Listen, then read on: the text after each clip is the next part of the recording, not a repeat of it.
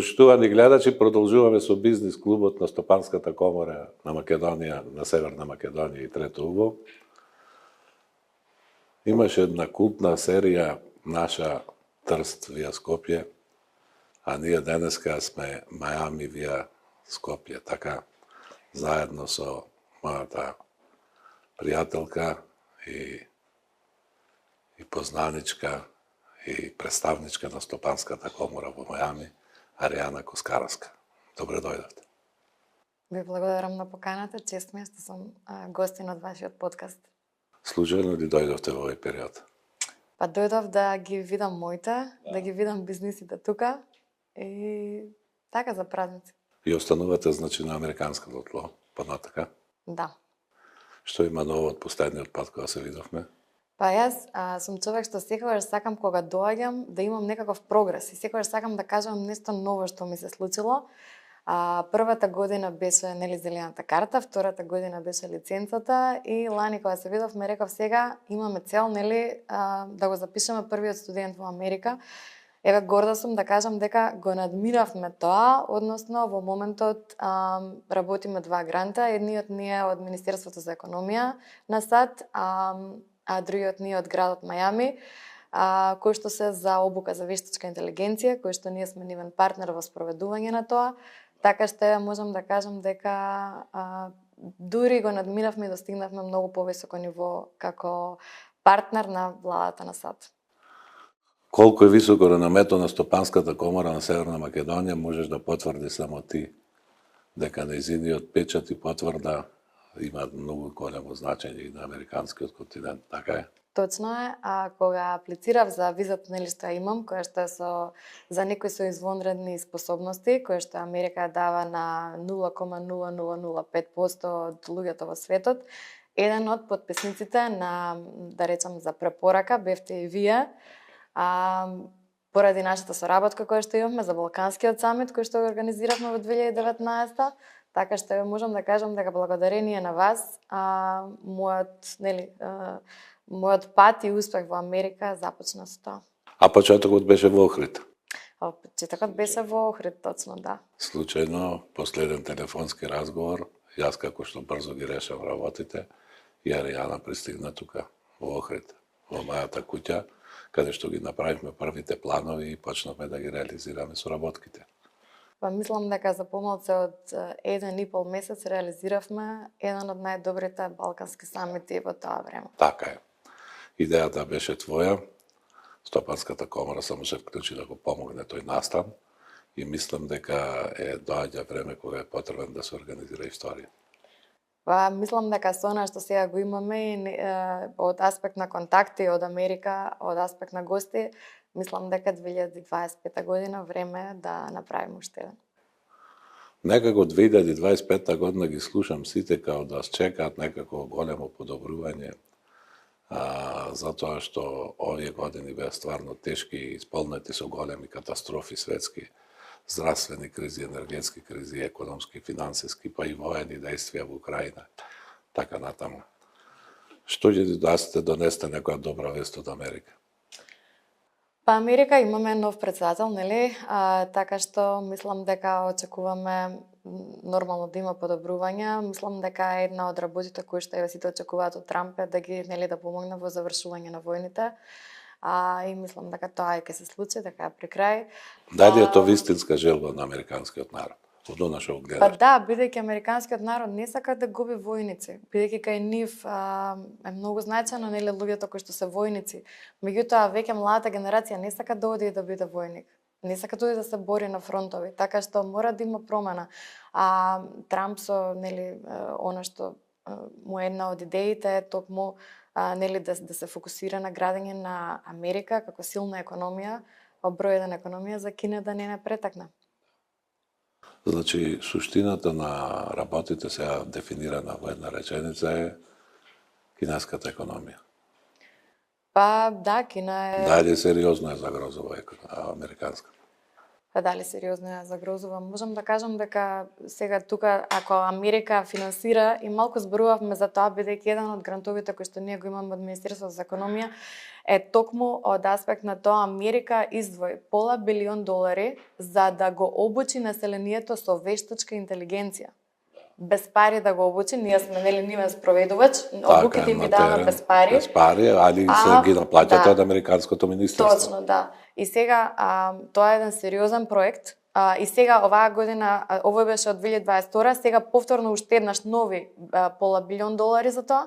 Тоа кажува дека и самата Камала Харис во овие што беа разговорите, една од стратешките цели беше, а верувам дека и Трамп ќе го продолжи тоа, бидејќи никој нема да рече, нема да ги обучуваме луѓето со вештачка интелигенција, кога знаеме дека нели натаму оди се.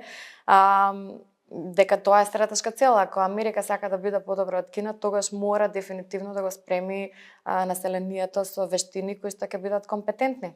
Иначе, ако нема вештини, како ние ќе се бориме? Многу луѓе сумњаат во таа политика на свртување која што голема, која што треба да настане и не веруваат на политичарите, меѓутоа имам впечаток дека овде се работи за второбит и дека ќе има успех тие операции. Па јас мислам дека победи легитимно. Според тоа што видовме имаше голема разлика, така што верувам дека народот го изгласа и сега треба да оправда вербата. Нарочито што се дешава тоа втор пат. Неговите беа радикални изјави првиот пат и вака предизвика одушевување кај најголем број од луѓето во светот, али луѓето што се желди за големи промени, големи заокрети, така да веројатно ќе има и поддршката за таквите. Па да, он е многу насочен на Америка. Значи да изградиме Америка, влажување во бизниси во Америка, влажување. Сега има во неговиот прв мандат, значи Америка има како кај нашто со овие економските зони, он тоа го направи во Америка, се викаат opportunity zones. И ако ти си бизнисмен кој што сакаш сериозни пари да вложиш, ти дава можност. Да, ти дава, значи ти вика, ти отвори во овие кои што се економски зони, значи целта им е економските зони да ги направат исто како градови, да не бидат сите сегментирани во градот Мајами, значи да одат према економските зони, и ако бизнисите вложат таму, тогаш имаат бенефити во аспект на данокот, што за Америка е многу битно. Мислам, зборуваме за луѓе што заработуваат 100, 200, 300 милиони и кој што нели тоа навистина му значи. И он беше таму, беше во првиот мандат и верувам дека сега многу ќе оди на тоа, на развој, на инвестирање во Америка, на странски директни инвестиции, па и нели домашните фирми во економски развојни зони, за да не се сегментира целиот народ, нели да не бидат сите во центрите главни, туку да се расшири сета она економски зони за да има. Така. Вие сега имате бизниси таму и таму, така? На 3 места, да. 3 места. И во Косово, и во Македонија, и во Така, Мене. али зборуваме за Европа и за Америка. Да. Што е разликата? Па ако споредиме, јас секогаш сакам да споредувам првата година, бидејќи ова ни беше прва година што работиме во Америка. За прва година ги направивме парите, колку тука година 4. А на база на шо, анализата што покажува? Каде се добива предност? Јас тука кога сум почнала бизнис пред 2017 не сум имала бизнис искуство.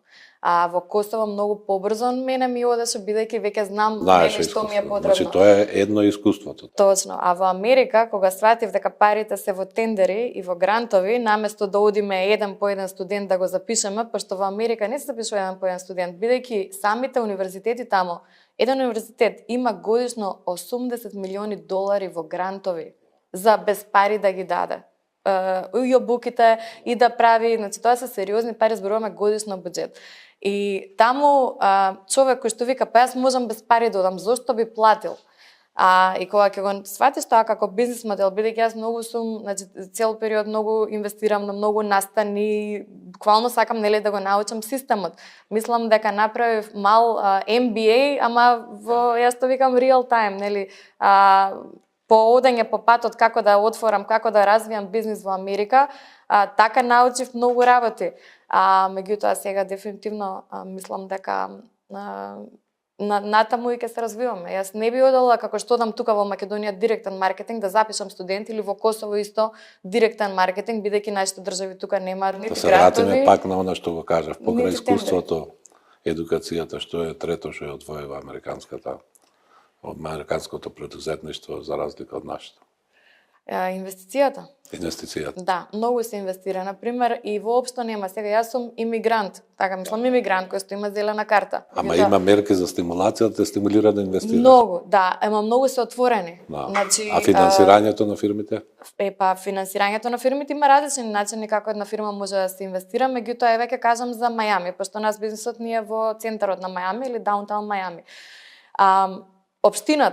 Општината Мајами има отворена агенција, се вика Downtown Development Authority, и кое што вика, ако ти сакаш да отвориш бизнис тука, ние може, во зависност од твојот бизнис план, да ти даеме 25.000 до 50.000 грант за тоа. Те Кај нас поттикнува. тоа нигде го нема. Општина, Те поттикнува, да, значи. ниту една општина не го дава тоа, нити па градот Скопје ти вика, ако ти сакаш да отвориш бизнис тука, ние имаме специјална агенција која што ќе те поврзаме и ти тука можеш да аплицираш, не е битно кој си.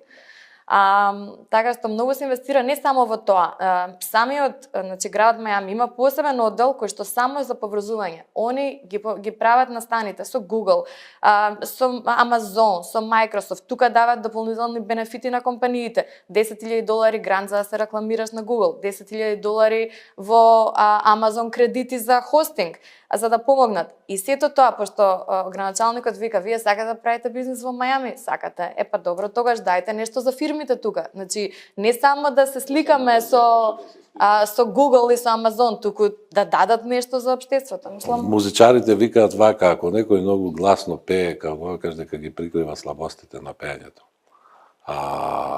Јас ќе речам дека ти многу брзо зборуваш и да не прикриваш некои работи во... ми кажале дека брзо зборувам, ама не мислам дека тоа е, мислам дека тоа е од возбуда. Не од возбуда, зашто возбуда? Па за тоа Ти човек што правиш пари во Америка и тука, одошто си возбуден. Па не, сакам да кажам од така која раскажувам, едноставно ми е убаво. Го доживуваш тоа повтор. Да. Што е следниот предизвик? Следниот презвик. Голем. Чекаме неколку тендери да видиме дали ќе ги фатиме. Чекате и тамо тендери. Да. А има ли тамо корупција?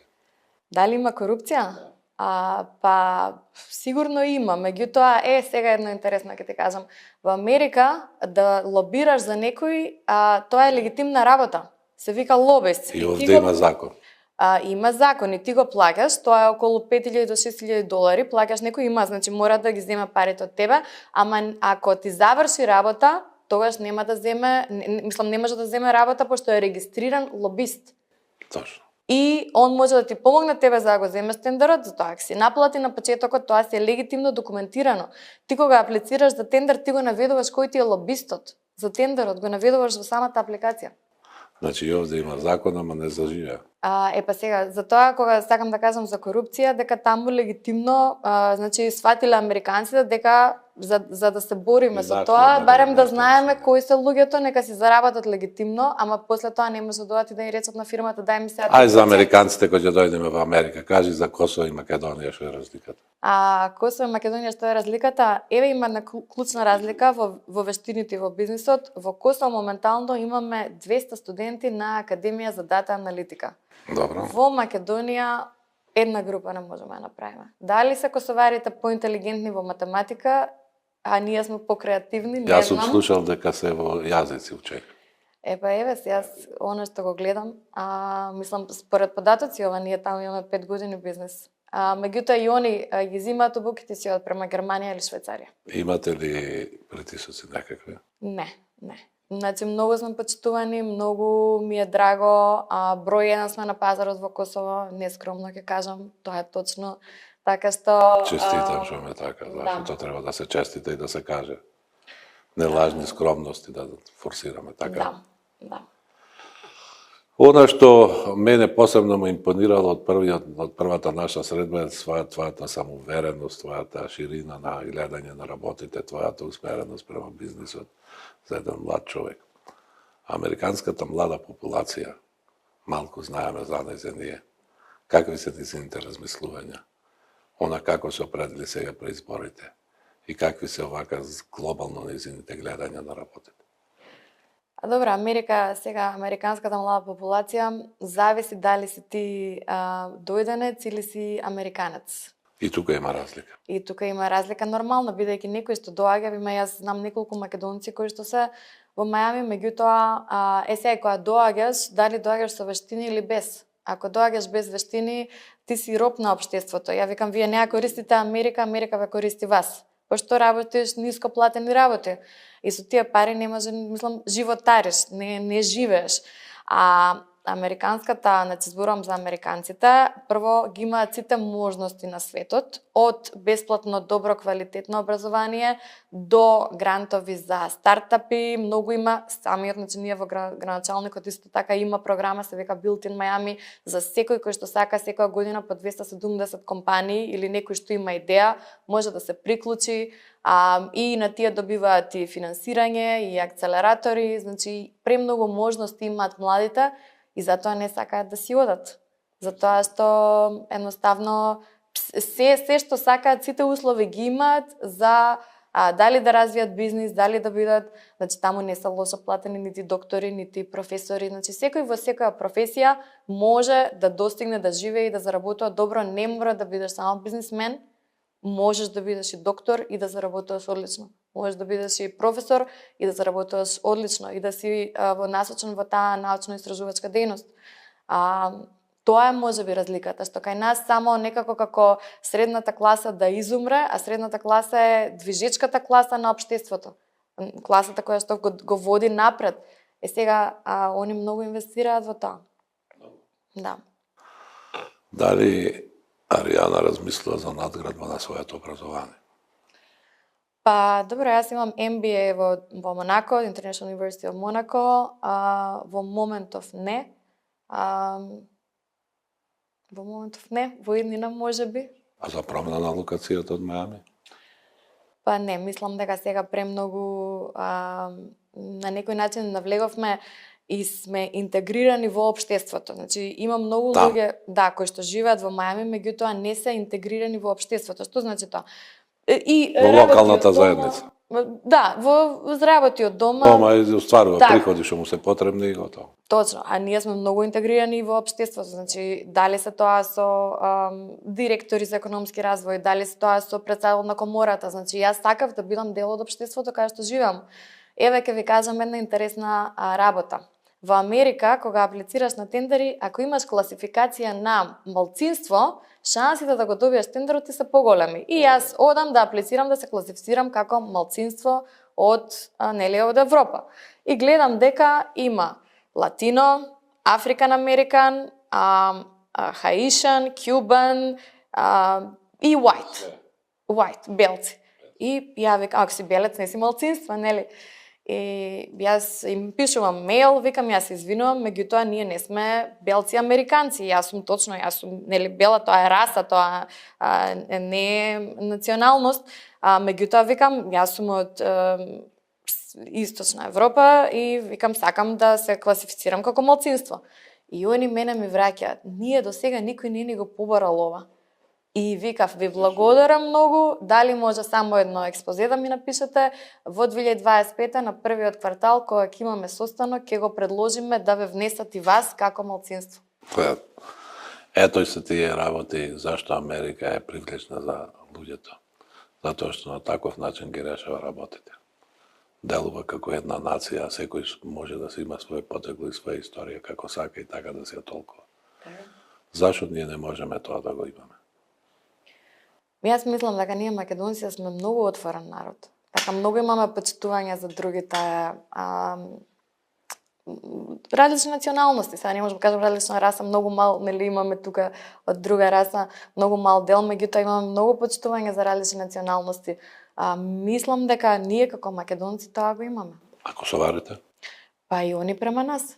Да. И они према нас. Јас таму никогаш не сум се, дури еве да бидам најискрена пред да отворам бизнис, многу тука македонски пријатели бизнисмени, како не, сега ти таму ќе отвораш, никој не знаеш, ќе ти го затворат. Апсолутно не е точно. Мислам, самиот факт дека имам клиенти кажуваат дека за своите пари секој си оди кај што има квалитет, а не дали е газдата албанец или американец или македонец. Ние долго време зборуваме за тие промени кои што ги очекуваме да дојдат и мислиме дека секојаш треба да дојдат од надвор.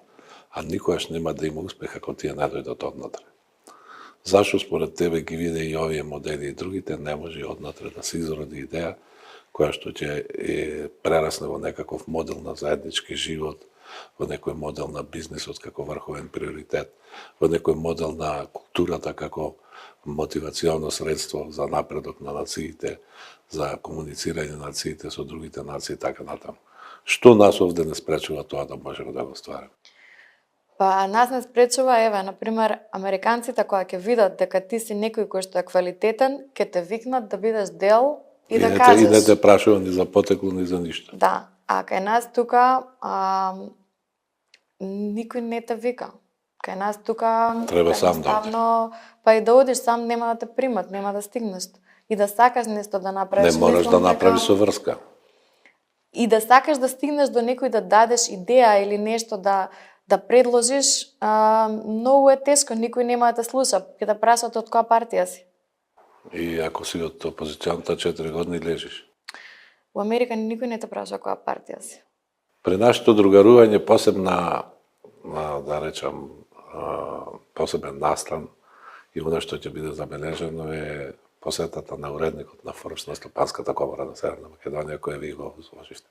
Се сеќам на сликата со маски, веројатно беше во средината на кризата на со ковидот, така? Така, да, тоа И беше. успеавте да го донесете во сред ковид кризата, уредникот на Форбс кај нас да биде да гостин во Стопанската комора, така? Така. Ние бевме 2019 година на Forbes, нели по 30, и пред да го организираме самитот балкански, јас многу сакав да не биде гостин уредникот на Forbes. Он тогаш, нели му испративме покана преку премиерот тогашен, он прифати, меѓутоа сплетна околност и не успеа да дојде. Меѓутоа е многу исполнителен како човек, една од 150 најмокни личности во Америка, и после тоа вика јас сакам да дојдам во Македонија, и нормално првиот човек кој што го однесов беше кај вас, бидејќи ви ветив на вас, а кај мене зборот е збор. Се што сум кажала сакам да го исполнам, бидејќи мислам дека така се градат пријателства и интегритетот на еден човек. Он беше воодушевен од Македонија, од Охрид поготово.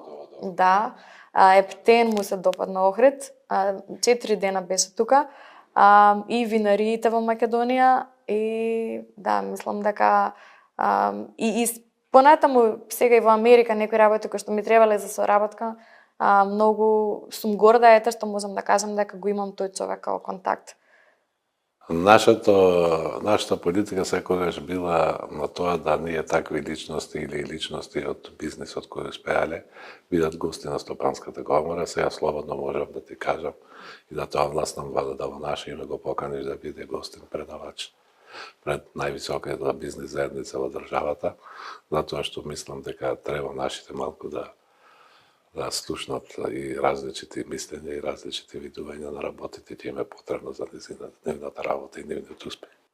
Да, ние имаме сериозни успешни бизнисмени, меѓутоа нормално од некој може нешто да се научи, да се добие нова идеја и некои нови погледи кои што верувам дека би биле многу значајни.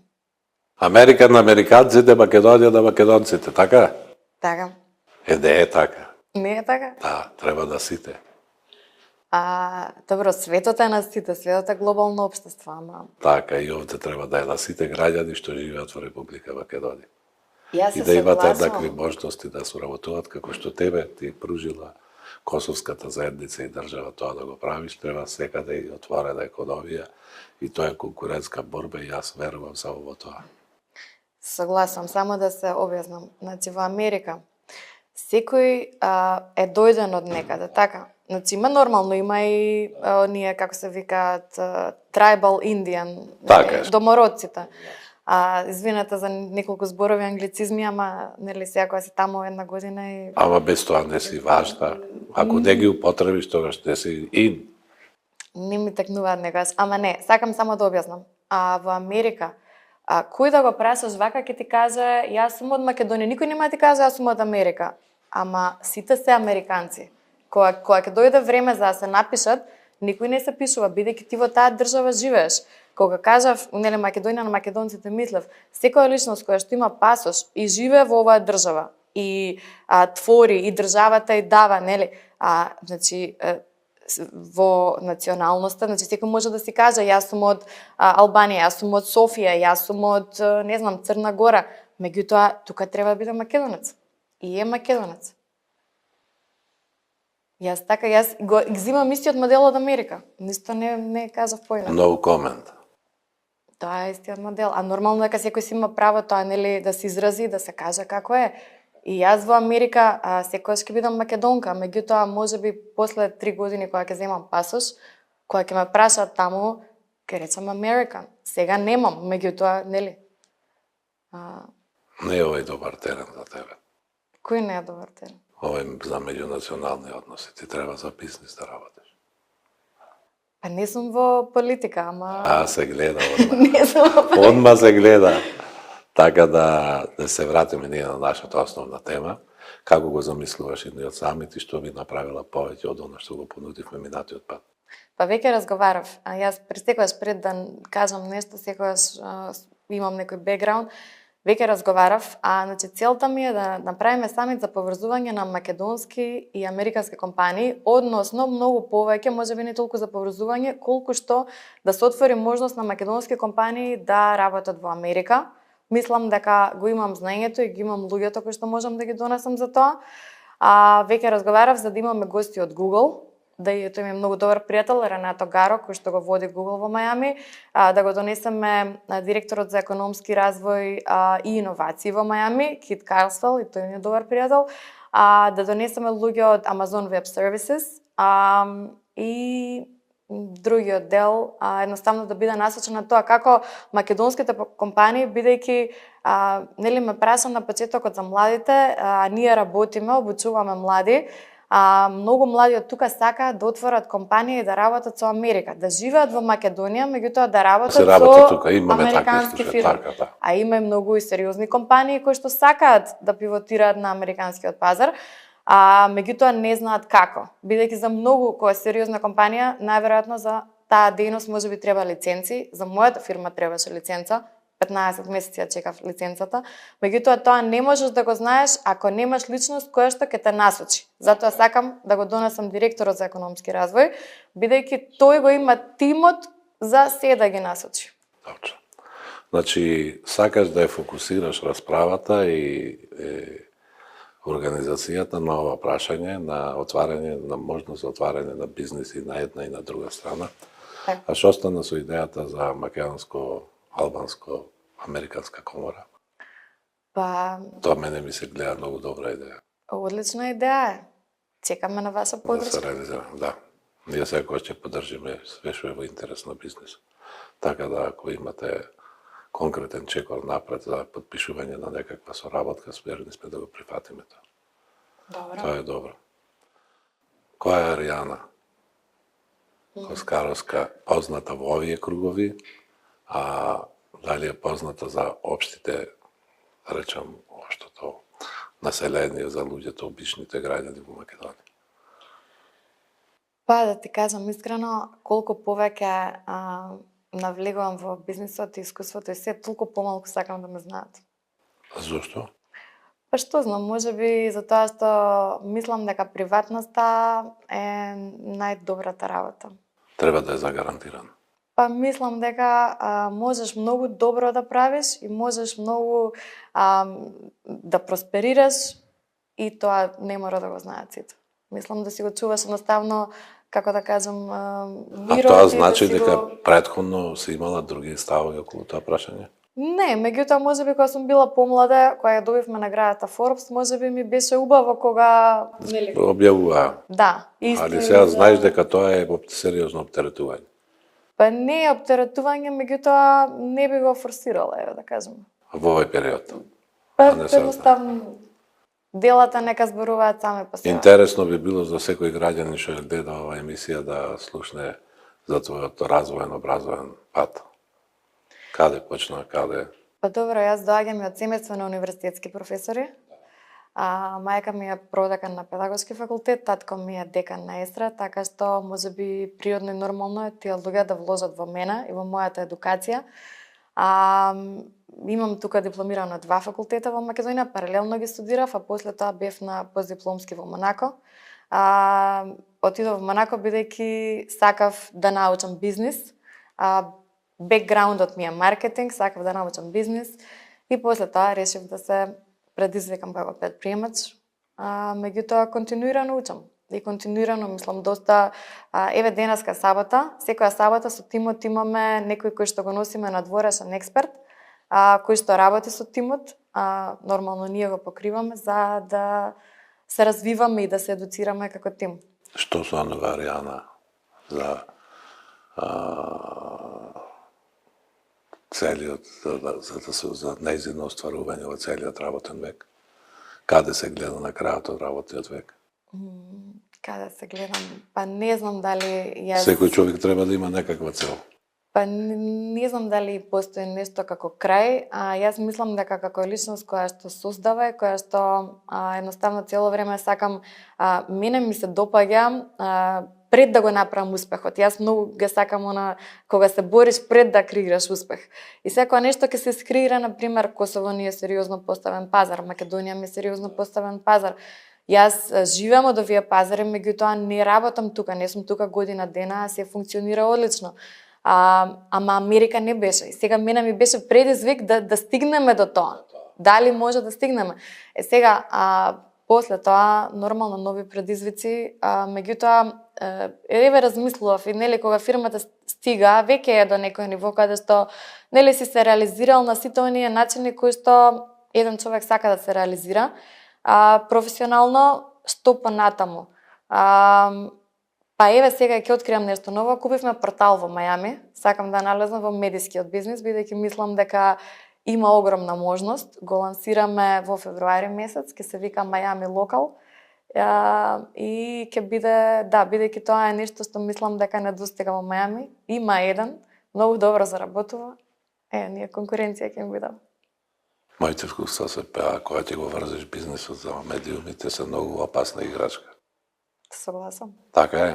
Па да, ме инспирираше малце и изборите сега, викам, кај се рекламираат овие луѓе?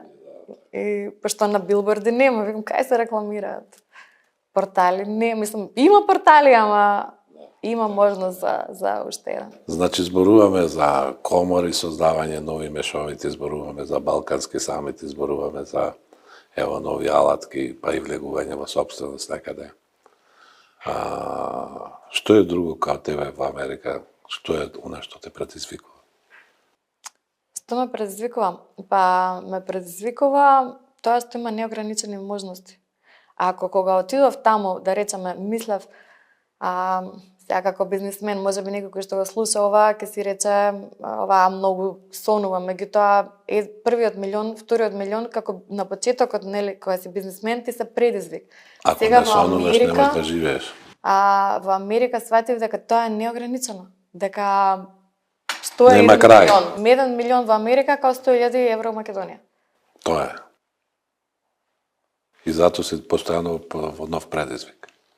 Да го достигнеш тоа. Па не да го достигнеш, ама сакам да кажам, самото општество те тера. И да немаш апетит, ти ги отвара. Да, ти ги отвара апетитите, ама не и те тера со ово. Ево, ти кажуваше предходно за овие алатки за финансирање, за инвестирање, што се многу значајни. Да. Ако ештерството те тера со даночни олеснувања, со алатки што се познати и ти даа подобри привилегирани услови ако инвестираш во друга дејност и така натаму, сето тоа е поттик за инвеститорот, за граѓанинот да влезе во таа работа. Точно. Тоа е значи некоја организирана акција на државата, тоа не е така плод на пазарната економија, него тоа е баш синхронизирано и во интерес ставено на држава. Они имаат повисоки каматни стапки од нас, меѓутоа, зборувам еве нели кога ќе споредам банките, меѓутоа па има и многу повеќе грантови и можности кои што се лесно достапни. Сега тоа е значено да бидат лесно достапни, да не бидат само за неколку луѓе, туку да бидат за сите луѓе отворени. За секој еден што сака. Дали Аријана мисли дека за овој период од својот живот оствари све што требаше? Никогаш не може да кажеме дека се е остварено, ама можам да кажам дека Во глобала. дека мислам дека се што ми се случило за да бидам на ова место во ова време. Така што можам да кажам дека се што низ животот ми се случило, некако после тоа ги сваќам некои работи. Еве еден пример, јас учев 8 години шпански јазик. Во средна школа кога бев. И сега живеам во Мајами каде што повеќе се зборува шпански него ли англиски. Што ти е потребно? Се во животот да се случило за да, нели, за она што ме чека на крајот.